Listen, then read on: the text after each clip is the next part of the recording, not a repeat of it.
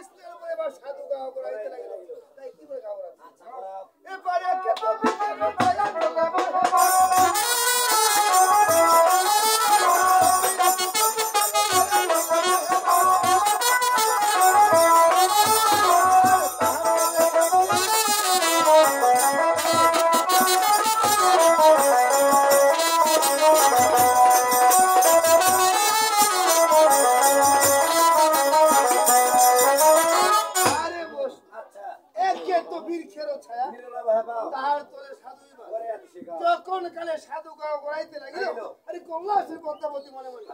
পদ্মা ভাবতেছে যে কন্যা না জড়িয়া সাধু ফিরে যাবে ঘরে জন্মের মতো বিবাহ সাথে এই বলে এখানে পদ্মা পুত্র হইল নিজে এসে চূড়ামণি পাঞ্জিন ধরে ধীরে ধীরে পদ্মা বা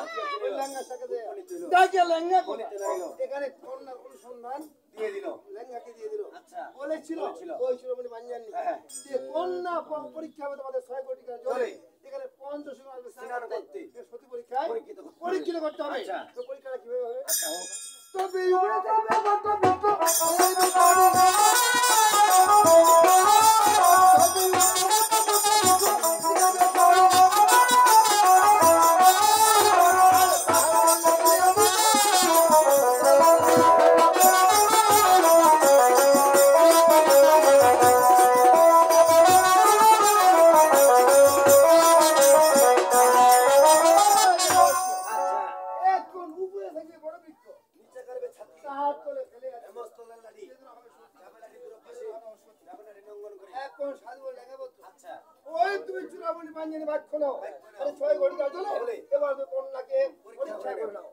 এদিকে সাধু লেঙ্গা বদ্ধ কথা বলা শুরু হয়ে গেল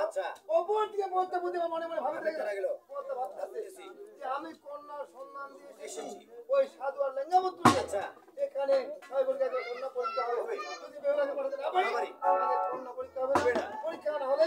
বিয়ে না হলে বিবাহ সাদা হবে না এই বলে ধীরে ধীরে পদ্মা কইলো মন এই বেহুলা সাক্ষাৎ দিয়ে দর্শন কে বেহুলা করাচ্ছে বলছে এখানে পদ্মা আচ্ছা বেহুলাকে পড়াতে 6 বর্গের চলে অপর দিকে সাধু বলতে লেঙ্গা বদ্ধ আচ্ছা ব্যাপার 4 দিন ভ্রমণ করার পরে এই বড় ক্ষেত্রে এসে আমরা সন্ধান পেয়েছি এই 6 কোটি টাকা চলে আমাদের কন্যা নিরক্ষণ হবে বা পরীক্ষা হবে তাই তুমি আমার বাক্য নাও এই 6 কোটি টাকা চলে তুমি কন্যাকে পরীক্ষা করো তুমি কন্যা পরীক্ষা করো 6 কোটি টাকা চলে আমি সাধু বিশ্রাম করব বড় ক্ষেত্র এটা করতে না থাকবে আচ্ছা এই লাঠি দিয়ে কন্যা পরীক্ষা আচ্ছা আচ্ছা তোমার পরীক্ষা যাও যাও যাও যাও তোমার বিশ্রাম করো দাও